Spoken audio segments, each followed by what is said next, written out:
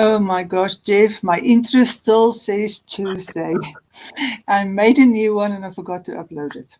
Okay, this is not the best way to start. Okay, so hi everybody. My guest tonight's Jeff Stitely. If you've attended the Relationships for Men by Men Summit, then you know we are in for a great conversation. And we are going to be talking to Jeff, not only as a coach who helps a lot of men, but also we're going to go a little bit on the theme of musician because you're a musician, right? I am. I am. I'm a jazz drummer, and I actually have a company that produces music for all kinds of events as well. So I play all styles of music, but I'm really a jazz drummer. In fact, it looks like I'm dressed casually, but really I specifically picked this uniform for this conversation. This is my Chicago Jazz Festival from 1992. Oh, I got to go this way. Um, Sweatshirt. I love this. That's a awesome sweatshirt. Love it. So you have a dual life like me. I do do. stained glass and pottery, and Ah, I can manage probably maybe 2 or 3 hours a day, except if I work on a big project like I'm doing right now. Being the coaching, the counseling side gets like 2 or 3 hours a day of my life. right. But it's always part of my life because it's such a passion. So I'm sure you understand that. Absolutely. Yeah, I sometimes have people saying to me, like, why don't you just do this one thing, this counseling stuff full time? But I think it's hard to understand for people who don't have that passion, something inside you. This is just something that you have to do, isn't it? Music. Yeah, I mean, I feel like in a lot of ways I came into this life knowing I was going to be a drummer. I mean, from the time I was 4 or 5, I was beating on things all the time, and my dad was a church organist, so he said, no matter what instrument, you can play any instrument you want, but you have to study piano for 2 years first. So I started playing piano at 8 years of age, and I cried every day I had to practice, and and the day that 2 years was up, I stopped playing piano. And then my dad said, well, if you want to play drums, I'll get you a pad, but you have to play on a pad and consistently practice to show me you really want it before I'm going to buy you a drum, because they're so loud. And so I played on a pad for a year. It took lessons, and I was into it. And so, and a year later, I got a drum set, and the rest is history. Yeah, I've been a maniac my whole life, just practicing a ton and all that kind of stuff, and just being into it, touring all over the world, and been very fortunate. Let's put it that way. Yeah, but I think it's also important to note that we don't have to be defined to be a certain somebody's view of who we do. You can be a great coach. I think your official title is a life coach. And so you can be a great coach and a great drummer.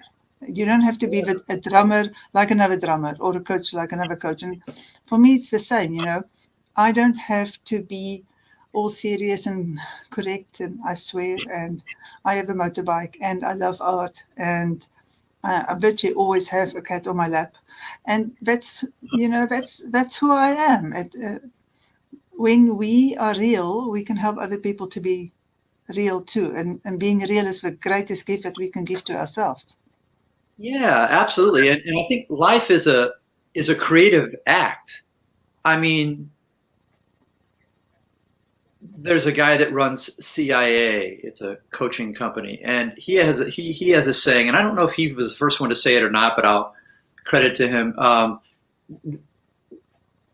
You're an artist, and your life is your work of art. Mm.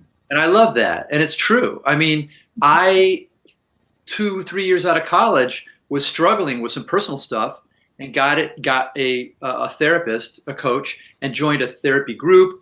Did a 3-year stint of that, 3.5-year stint of that, and really dove deep into my own self-realization and my history, and starting to look at my childhood, all that kind of stuff that a lot of us do. And then the main guy started a leadership training program, and I joined it, and I had to have a leadership project to be in the program. So I started my own jazz quartet, and that was in 1991. And by a year later, my quartet was playing on the main stage of the Chicago Jazz Fest. We had already put a CD out. We had started to tour, blah, blah, blah. But then this leadership group, everybody had big businesses. They were all like big businessmen. And I was a musician, you know, but I had a lot of success from that group. But then we started doing men's weekends and bringing men through a kind of like a Warriors program, but it was called the Men's Basic. And so I studied how to work with men since 1988 or 89, but especially in 91, I got real serious about it. And I did that as a volunteer. Actually, I was paying to be trained and paying to put on these weekends. And I would be in front of the room sometimes. I would be support in the back of the room. I'd be, you know, all kinds of roles. But I did that for like over 20 years. And it wasn't until a few years ago I decided, you know what? I'm really good at that. People come to me for support and help all the time. And it's a natural thing for me to do with all the training I've had. I've had probably like 4 times more training than therapists, you know, with degrees in psychology.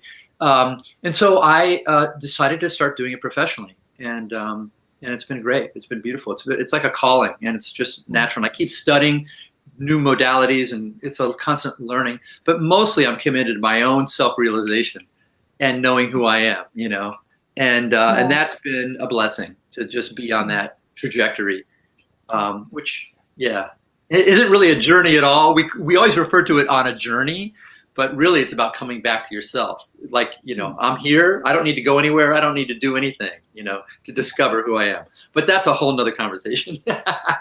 Yeah, but it's a great way to start this. Okay, so yeah. We've talked about what we're going to do today, which is we're going to focus on the good notes. We're not going to focus on the bad notes, because I think anybody knows that once you start focusing on the bad notes, that's all you hear. You don't hear anything else. If you just listen for the bad notes, you just hear bad notes. But when you start focusing on the big picture, then you actually hear the music. Yeah. Yeah. Can I recontextualize that a little bit in terms of jazz? Because jazz is an improvisational art form, right? Oh, excuse me. I've one of my employees is coming in. Give me a second. Okay, all right. Well, yeah. Okay, some people are going to love jazz, and some people are going to say it's noise. Okay, so okay, you're back. Yeah, so I just said something while you were not here. I said some people are going to say it's wonderful, and some people are going to say it's noise. Jazz. Oh, jazz. Yeah, not everybody likes jazz. It's a art form that it's like classical music in that it's the depth of it is very extreme. So not everybody's attracted to it, but that's the context I want to bring this in, and that is when you're improvising. Your job is to love everything you hear and to allow yourself to relax into and respond to what it is you are hearing, to what is. If I'm playing with somebody and I am judging them and I'm not liking the way they play, I'm not liking what I'm hearing, I'm in my head and I'm not present to the moment. And so I am not really there. I mean, my hands may be moving, but I'm not really in the music. And so my job is to love everything and make everything that's coming from all the musicians, make it sound as good and harmonious and as right as it can be. And I think that's a beautiful lesson in relationships, because relationships are, you're with another person, and whether they're a lover, a husband, wife, girlfriend, boyfriend, or a friend or a family member, you can't control what they put out. You can't control what they say or what they do. You can only respond to it or react to it.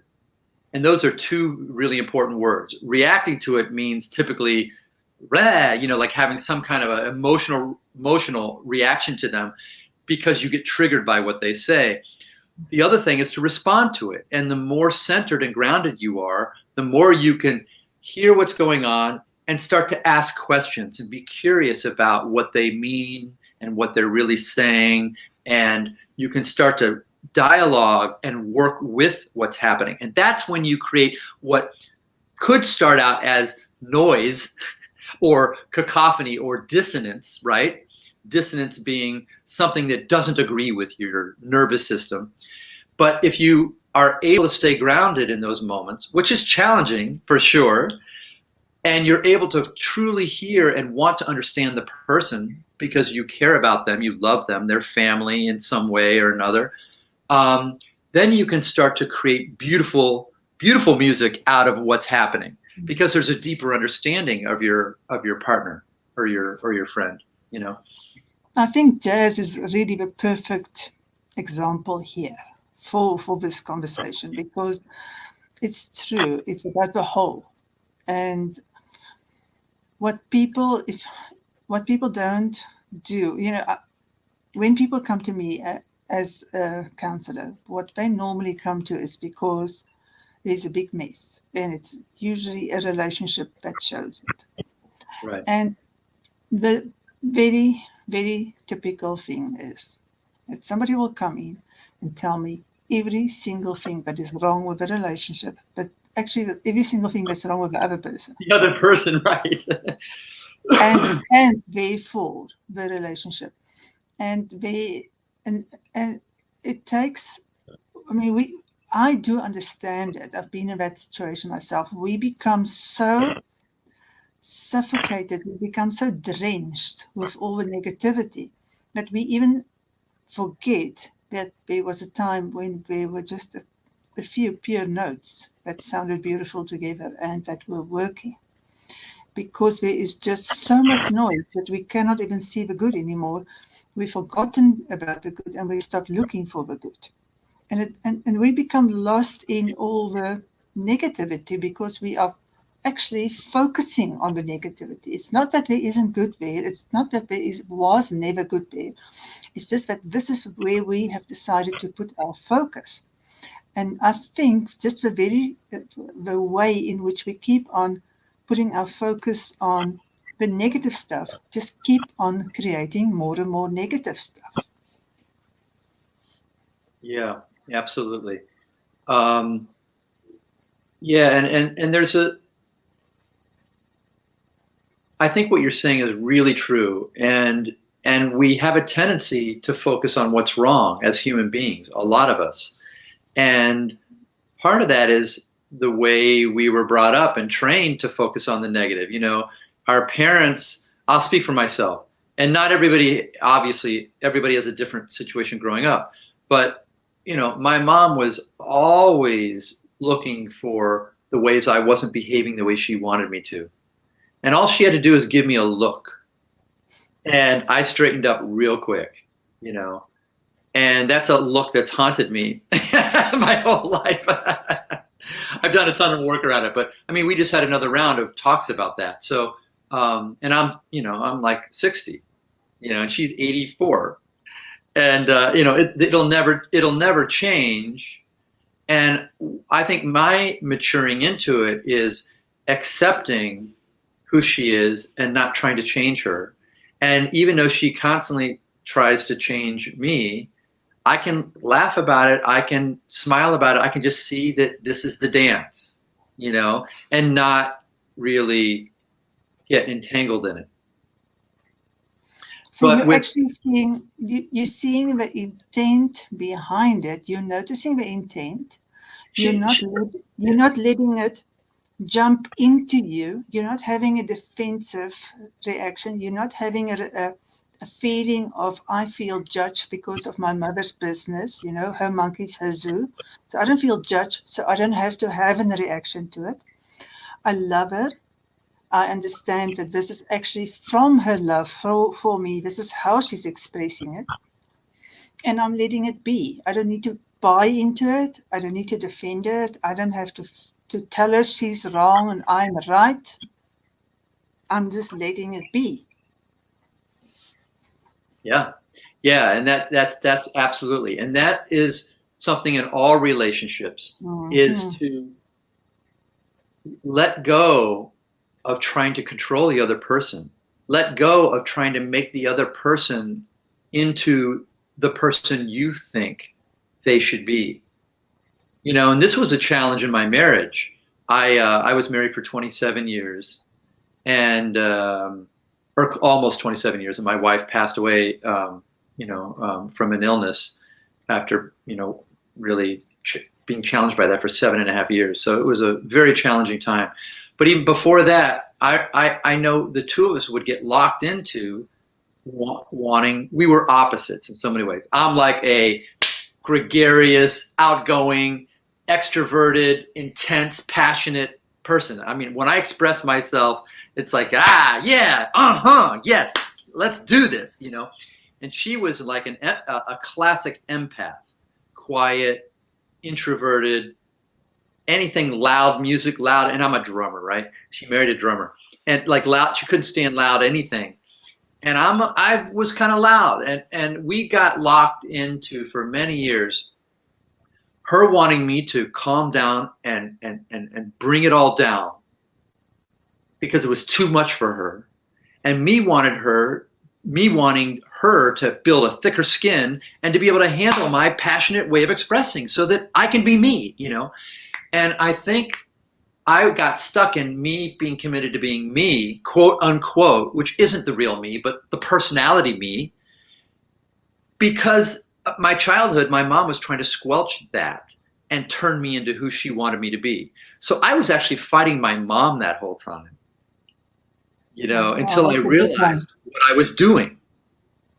And then I was able to start saying, oh my God. And it was a moment of like clarity and really sadness. Like, oh my God, I've been so selfish and so unconscious to this dynamic. And my wife, who I love, needs me to be different than that person that I've been fighting to be for her well-being, especially during her illness. She needed peace in her nervous system.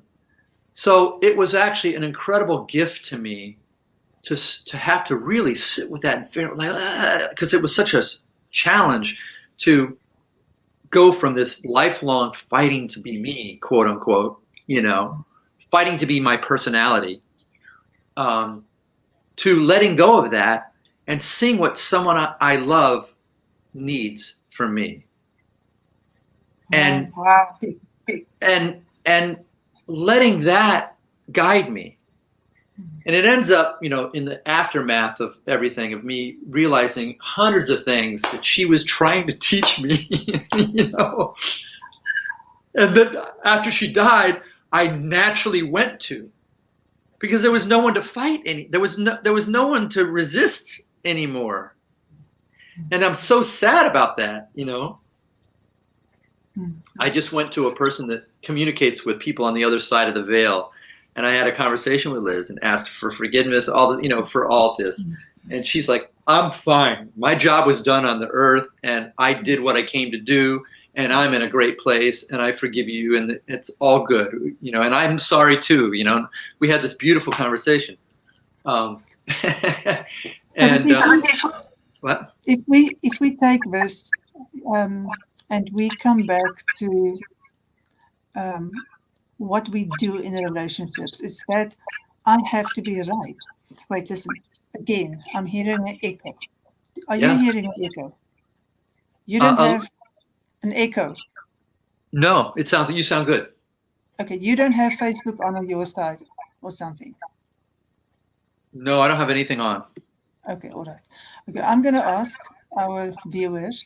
Okay, first of all, my dear people, there's not enough hearts there. Come, you know how unhappy I get when I don't see hearts. I need to see some hearts, right?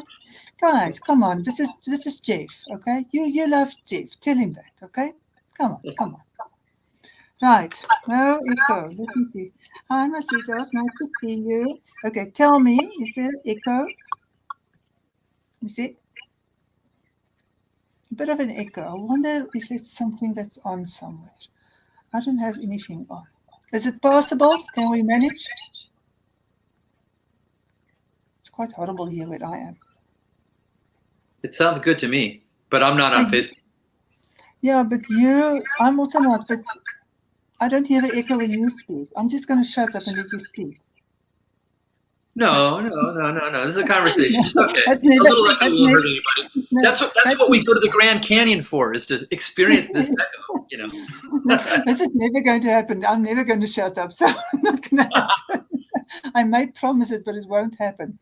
Okay, all right. So let's go back to. I mean, that was a beautiful moment, and it was beautiful the way that you described it. But how much time do we actually lose? Wait, let me just see what Linda says. Okay, that. Okay. It's not too bad, she's saying. Okay. So let's just keep going. Great. Great. Thanks, Linda. Yeah, and my frogs are quiet, so it's all good.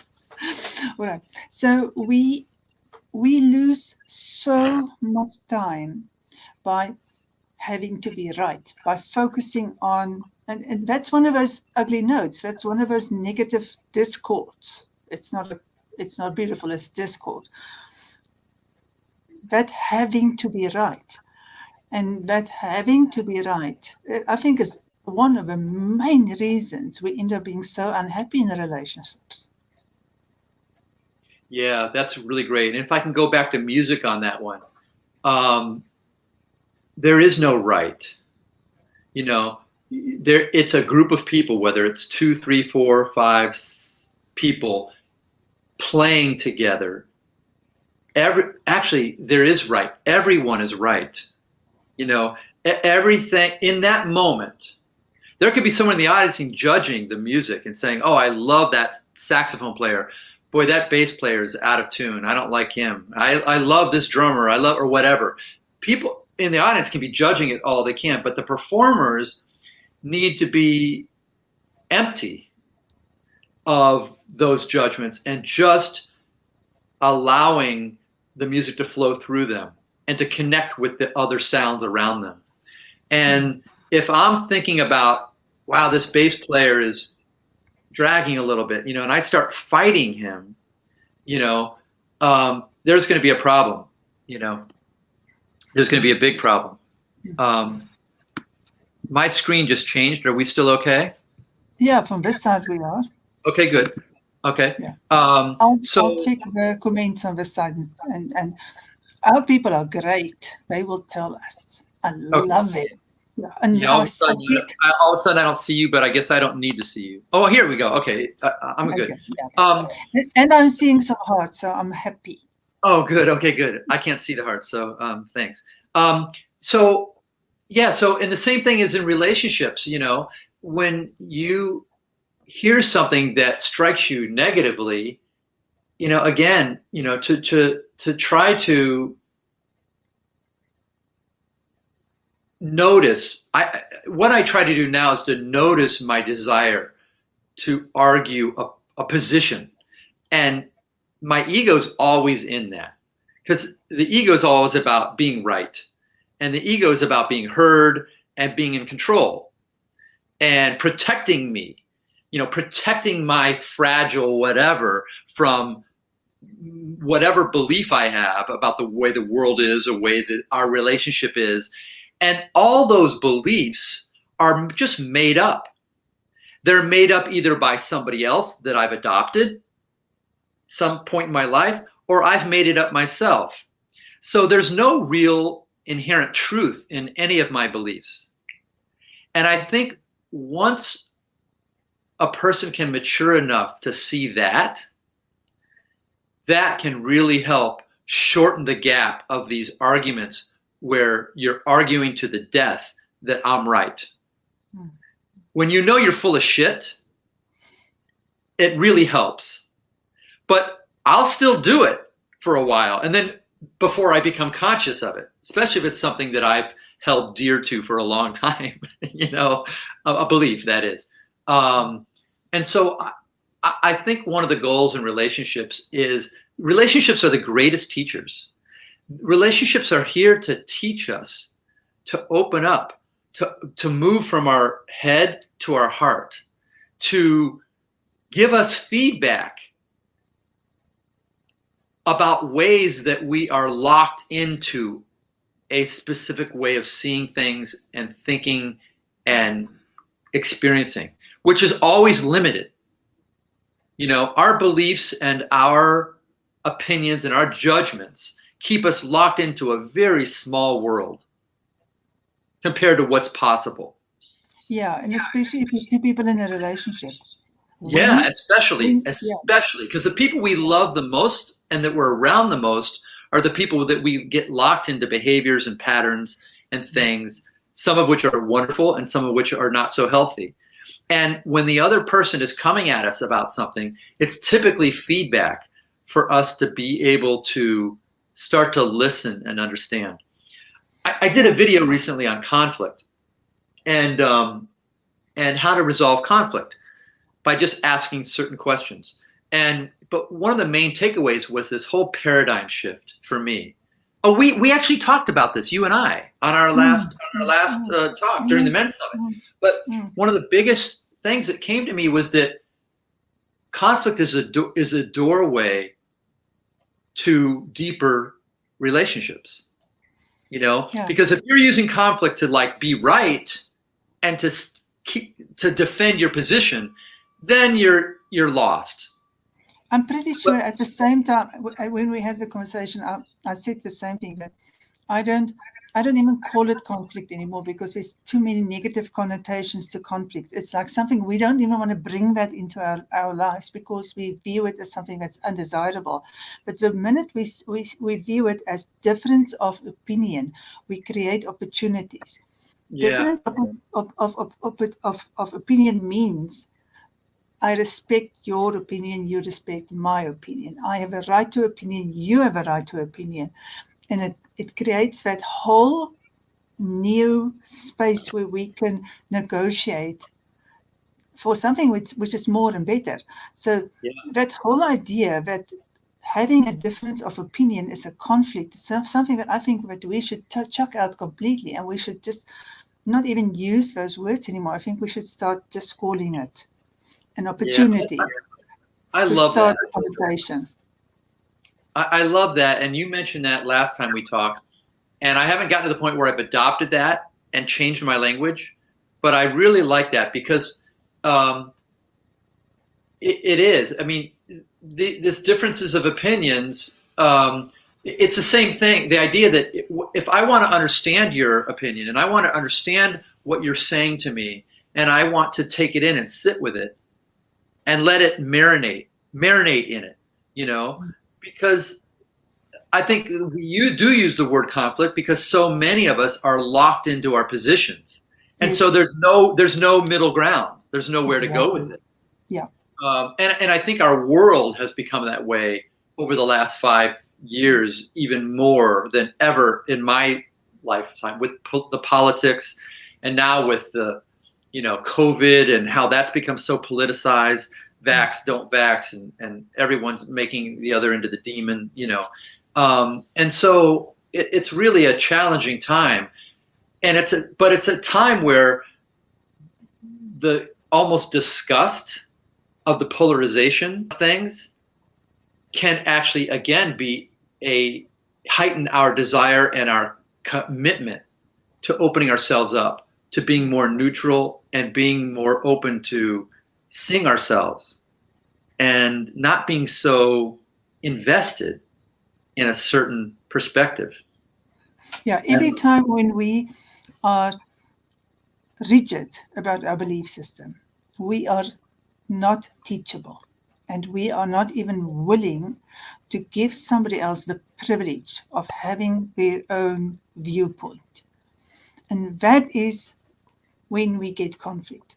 But when we are curious and when we are open and respectful of other people and their rights, then we have conversations and we have negotiations. And so it goes much more back to where we are in maturity, because when we grow in maturity, we allow other people opinions. When we grow in love for ourselves, we lose the fear of being wrong, because we walk around with the fear of being wrong, like it's going to kill us. But we have to grow inside ourselves in order to be mature enough to not fear being wrong, but to know it's a very human thing and it's fine to be wrong. And if I'm fine with being wrong, I can listen to other people. Yeah. Yeah, that's great. And if you think about it, like, do you have the same views and opinions today that you had 10 years ago? Not even remotely. Right. So what makes any of us think that we're right now? Thank God I don't. I That's know, what I can say. but most of us think we're right, and yet we change our minds about things constantly because nothing is permanent in this world. Nothing is permanent We're except supposed to for grow. in the physical world. What's that? We're supposed to grow. And We're if we're in a supposed to grow. relationship, We're supposed to move from how we think and see and experience things now into something that's more evolved. I mean, that's part of our process of being a human being on this planet, I think, is to constantly open up to new possibilities and of discovery of who we are. yeah, and if we're So, in a relationship and we have two people growing, and you are not growing exactly the same, you're not growing exactly the same pace. If right. you are not willing to grow and negotiate, talk about it constantly, be open about the other person's process, then there's going to be conflict. Yeah. Or as you said earlier, differences of opinions. Yeah, Right. yeah, if Yeah. you're not open, it is like you say, there's conflict. If you're open, it's Yeah. just a difference of opinion, Right. an Right. opportunity, a learning opportunity. Yeah. Yeah. And relationships are our greatest learning opportunity if we can hold it as that. That one shift is there's two shifts we've talked about that are really big, like paradigm shifts. One is that this relationship that I am in is for my growth. They are my teacher. If I can hold that, man, that there's so much possibility. And the other thing is that the disagree the differences of opinions, I'll use that instead of conflict, are a gateway to deeper intimacy. Mm. You know, it really is. Because even if we don't come together and one of us shifts our perspective to join together, just the understanding of the other person, the deeper understanding, makes me want to be with them more, even if it's not the same as mine. Yeah, You but know, also think for yourself as a human being that if you have something that's been there for a while in which you could just not reach, I mean, you build up that huge frustration when you try and get a point across, but you are interrupted. Or somebody's unwilling to even listen to you, or somebody talks over you because their opinion is so much more important to them than to actually listen to you. That gift that you get, that moment when somebody actually says, "Oh wow, I've never thought about it that way." Um, oh, okay. I actually didn't understand. That's what you wanted. Oh, that changes everything. That moment, all the frustration is gone. That moment.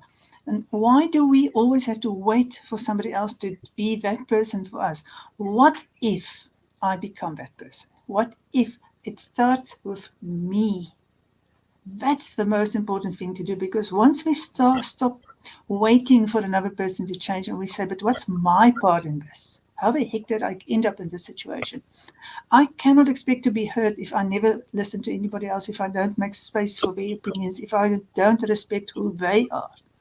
If we become that person, then we actually have a right to say to the other person, you remember how I just listened to you, even although I never previously believed that. Can you do the same for me?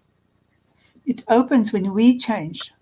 We yeah, open the dialogue. We yeah, have the ability to start changing the atmosphere, the, the temperature, drop the temperature to pleasant in our relationships.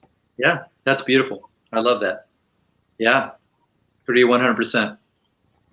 You know, Dr. Phil says you can be right or you can be happy. That's good. Yeah. But Yeah. I have another quote, which is, okay, people forgive me, whether you like Donald Trump or not. But one of the most amazing things which I have ever learned was on The Apprentice, where he had two teams. And the one team put on this amazing show and they lost because they forgot what the objective was. And the other team did a much simpler thing, but they made the money, which was the objective. And afterwards, he said to the team that lost, "You were so in love with your own idea that you forgot why you were here." I will never forget that. That was so spot on. If you are in a relationship, you are not there to be right. You are there to make beautiful music together so that you can enjoy your time together. Beautiful. I love that. Yeah, and what does that mean to make beautiful music together? So let's look at that. Okay, Mm-hmm. so I don't have an answer. I'm just gonna let's see what happens. Okay, so what does that look like to make beautiful music together in the context of a relationship? I think for me, it means it means opening my heart and my mind to this other human being and being really curious to get to know them and to explore myself and them in the process. What Yeah. else? For What me, else does it mean? Yeah. for me, it starts with respect. Uh-huh. Respect. Respect the other person as their own person. Respect me. Because when we start with respect, everything changes. If we don't respect the other person, we will control them, we'll decide for them, we'll bully them, we'll manipulate them, we'll demean them. If we don't respect ourselves, we will allow ourselves to be treated very badly. We will treat ourselves very badly. For me, it starts with respect. Respect So that's like changes a everything. ground rule Mm, almost for mm, the mm, relationship. Yeah. mm. Yeah. Very good. Yeah, and I think if there is discord, then it's really important to go ask yourself two questions: Do I respect myself? What does it mean? What would it look like to actually go take a paper and a pen and to go write down what would this look like? And my second question is, do I respect the other person? And a lot of people are going to come up with yes, but. There's not a yes, but here. It is yes or no. Do I respect the other person? And if I don't respect the other person, the next question is, am I changing that person because I want that person to be a version of what I want them to be? And, and I'm refusing who they really are. Because that causes so much pain, and because we all want to be accepted. It's so much pain and rejection and that it causes in a relationship. Yeah. This just came to mind. I never quite put this together before until this moment. As you were talking, I just realized that, when we're children, we're like computers and we're absorbing these programs from our parents. And my mom's perspective on parenting was to shape me into the person she thought I should be. That was her job. She still thinks that's her job in her 80s. My dad did not hold that job. He did not see parenting as that job at all. He saw it as creating space for the kids to explore, right? And but I was identified with my mom more than my dad. And so I grew up with this program of my job is to shape people into who I think they should be because that's the way I was programmed and it automatically transferred. So in my early days of parenting, that's what I was doing. And it wasn't until they were teenagers that I had an awakening and realize that's not my job at all.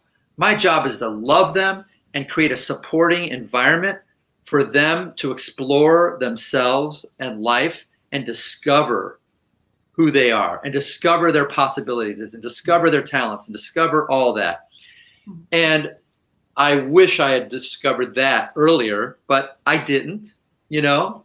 I did it when I did, and you can't fight what is, you know.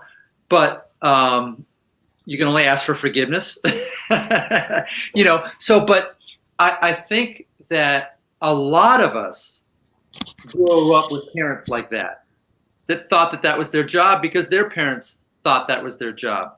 There really should be like a parenting teacher. Well, we would never agree how to parent. That's the problem, right? There's as many opinions on how we should parent as there are people on the planet, probably. But I don't know, Jeff. You know what? I work with people all the time who are 40, 50, 60, and then 70, 80. And I have to reprogram that initial hurts from people who just didn't have the tools to parent properly, properly, and teachers who didn't know how to do it properly. Right. So there's a lot on which we can agree to start with, you know. Yeah. Well, I get, you know,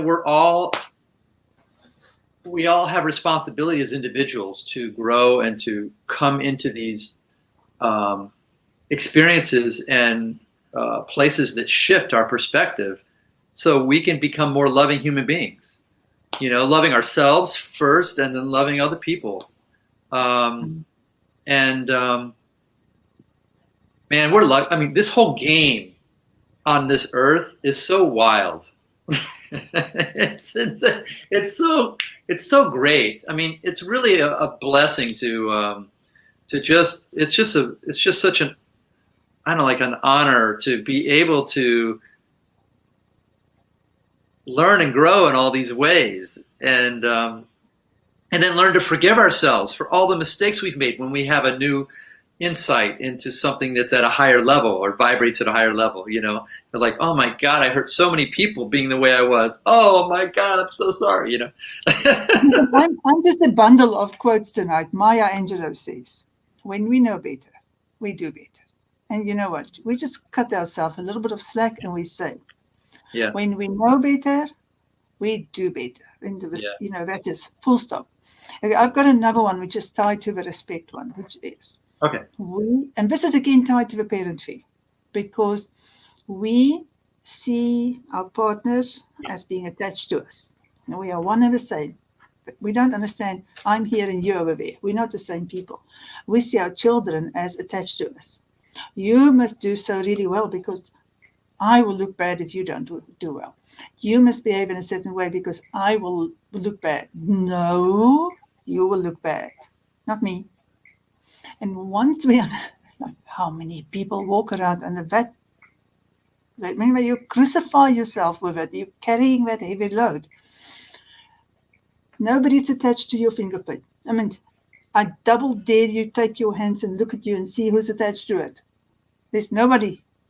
You are you, and somebody else is somebody else. That's part of the respect. Once you understand that somebody else is their own person, their shame is their shame, their victory is their victory, and their struggles are their struggles. You walk next to them.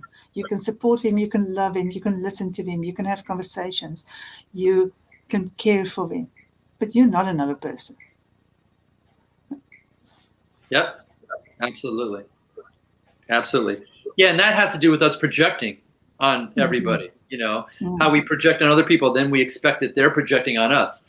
So any judgment I have of my kid, I'm expecting that everybody else is judging me that way because I just assume they're projecting their stuff onto me, just like I project my stuff onto them. So that's a very healthy way and a very mature thing to say, but very challenging to allow your kid to be themselves and to not connect myself to them, to let their outcome, let them learn their lessons the hard way, you know. And everyone has to be age appropriate. You're not going to let a 3-year-old take their fingers and put it in the plug point. True. You're not going to let a 3-year-old run across the street when a car's coming, you know. And if your 16-year-old wants to get on the back of that bike without a helmet, you can lose it. Go and lose it. But if your 16-year-old doesn't want to eat spinach, for heaven's sake, leave your 16-year-old alone not to eat spinach. But we've got to just become age appropriate in our parenting, and let there be consequences, and let there be boundaries, and let there be open conversations.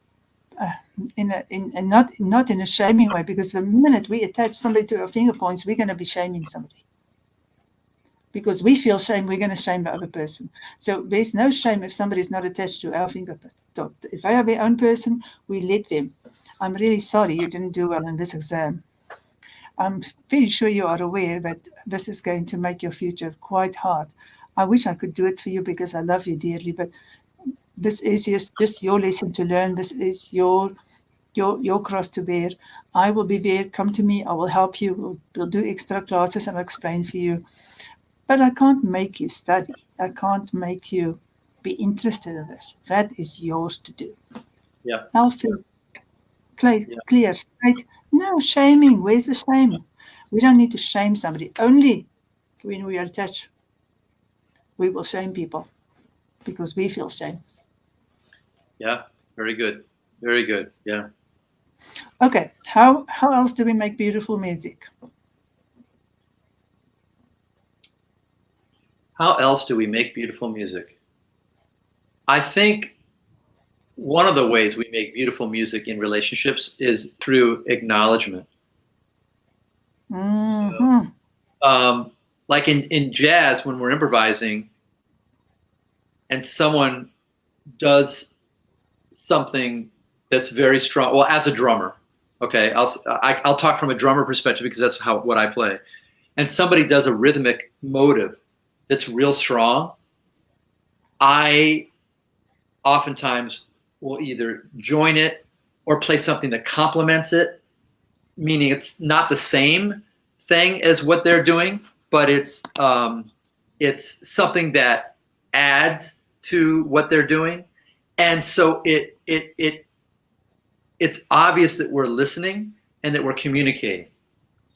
And so in a relationship, starting to notice the things that you like about what the other person does or says, or when they do something for you, thanking them, or saying, God, I love the way you, my wife Liz had this amazing way of viewing the world. And she was a sign language interpreter. So she would work with deaf people and help the deaf person communicate with a hearing person and be the go-between, right? Just like any interpreter.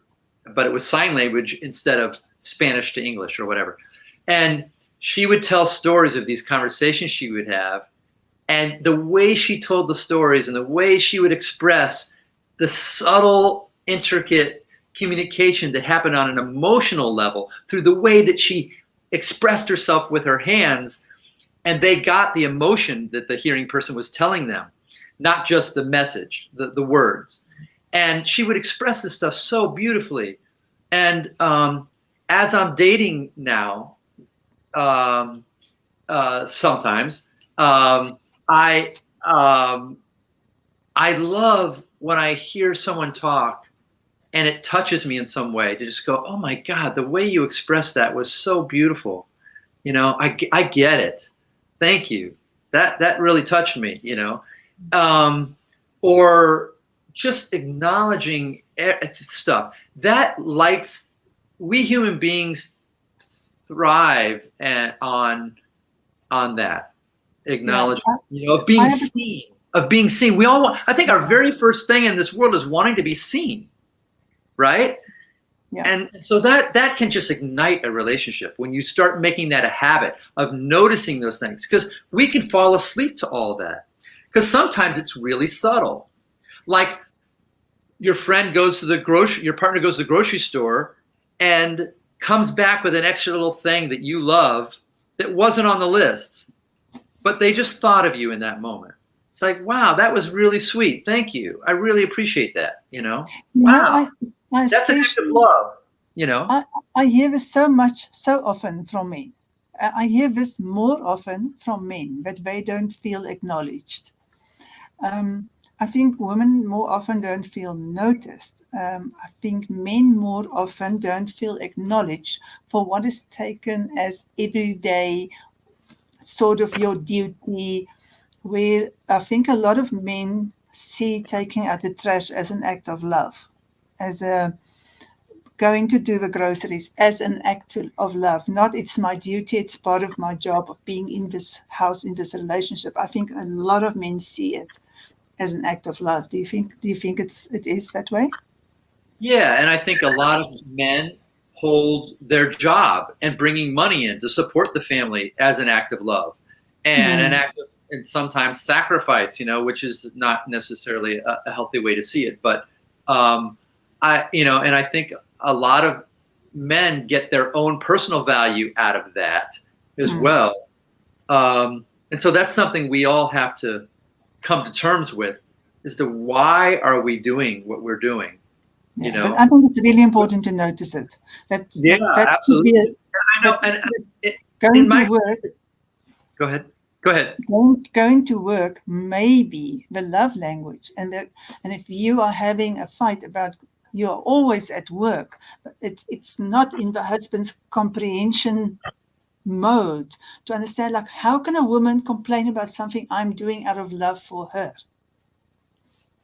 Yeah, yeah, that's a very tough subject, um, and it's a challenging topic because where is the balance? Where are the lines in that? Because there's something that the and we're saying woman, but it's really not necessarily man working, woman wanting the man to be at home now. It could be the opposite too, or two men or two women. I mean, it could be, there's a lot of different dynamics in that, but we'll go with the stereotype, right? For I this work a lot. to make it I easy, can to make it easy. Yeah, yeah. I Yeah. work a lot. I can be guilty.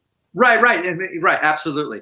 And so I think that, I think for the man to be able to sit and take in the charge that the woman is presenting, the charge meaning the upset that she has, and to get that she's actually saying, I love you, I want more of you. I Mm-hmm. want to see you more. I want to do more fun things together. I want more time for us to have quality time, quote unquote, and to get the message behind the complaint. Because it usually comes out as a complaint or as a criticism. Or you are wrong. You're wrong. You're working too much. You don't care about me. All you And do is work. You I'm love right. your work more than you love me is a common thing, right? Yeah. You love your work more than you I'm not love me. important to you. I'm not as I'm not important. important to you, right? So when a man hears those things and been, if he's the main breadwinner, he's been feeling like he's been giving all this time and can only hear that through as a criticism and as a like a dagger in the heart. And so can I in that moment breathe and hear those words and hear the intent behind the words, even when my wife, partner, girlfriend, whatever, is not saying, I love you, I want more of you, I want to be with you more. Can we negotiate some kind of thing? She's saying, you're always working too much. You don't care about me. You don't love me. Like, can the man see through those words and hear the subtext, that's vulnerable? That would be way more vulnerable for the woman to say that. And not all women are capable of doing that when they're angry, especially when they feel hurt, when they feel not seen. Just like men put up defenses and get angry instead of being vulnerable. It's a human condition. So I guess I'm taking a detour here. I think going back to the conversation about relationships and what does make beautiful music, we covered a lot of things. This is another one right here. is when we can try to hear and find the subtext behind what is starting to sound like a fight is about to ensue. Yeah. What's really being said here? And can I ask questions to get to it? Can I be vulnerable? So the word vulnerability is huge in a relationship. Yeah. And that the thing that ties to this, which is the skill that we need, is to change our communication ways. So if we bring all of this together and we learn to communicate different and communicate, first of all, by listening and letting the other person have a time to speak, then me and you in this hour have just solved all the problems that the relationships go through. Yeah. We've really tackled the most important ones.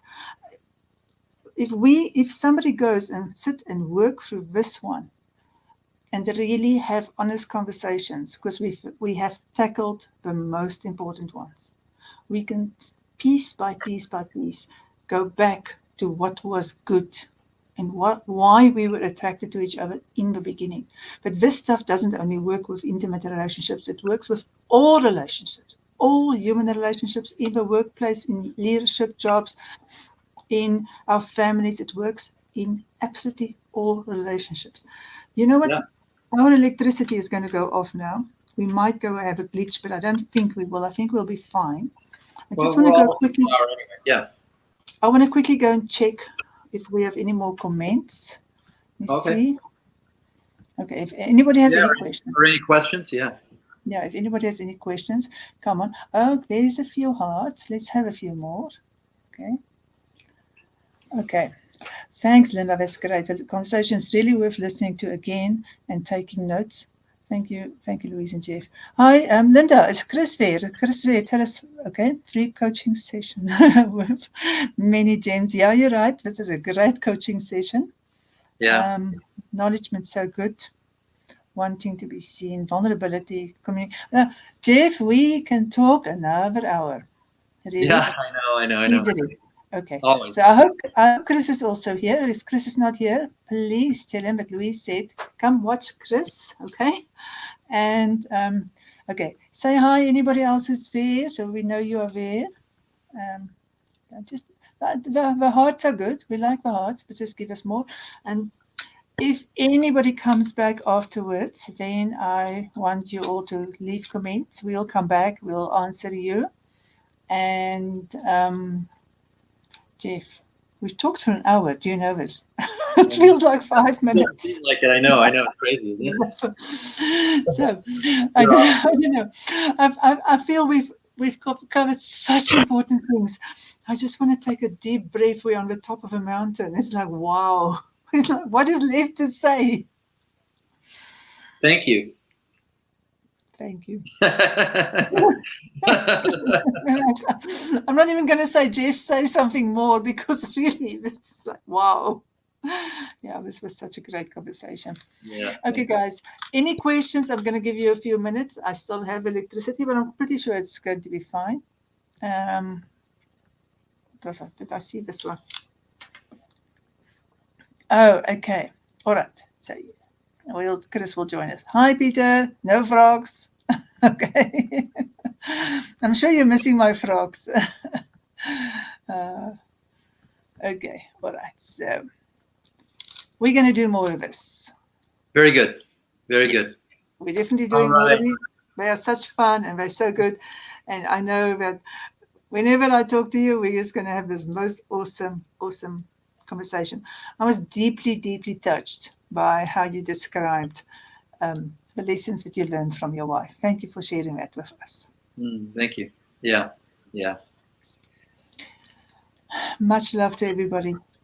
And we'll see you soon on the next one. Okay. Thanks, everyone. Really appreciate it. Thank you, Louise. Okay, don't go away. I'm playing a song. Luckily, the song doesn't say Tuesday. I'm going to upload the right one next. That was not a Really? big deal. I thought I would remember. I didn't. Okay, It was guys, not. keep on giving me hearts, please. I love those hearts. Comment, share. You honestly cannot tell me that you do not know people who need this. There are people who are desperate for this. So please go out and share. If you don't want to share it to Facebook, you can share it to the YouTube link. I will email it out again tomorrow because it was just so great. Lots of love to everybody who's watching now and everybody else who's watching quietly and not saying a word. I like it when you say a word, okay? Just so that you know. And I know you're going to email me and send me messages about how great it was. And everybody who comes afterwards, you're also very welcome to comment. Thank you, Jeff. Have a very good day. And Thank lots of you, love Luke. to all. All right. Thanks, everybody. I'm going the wrong way.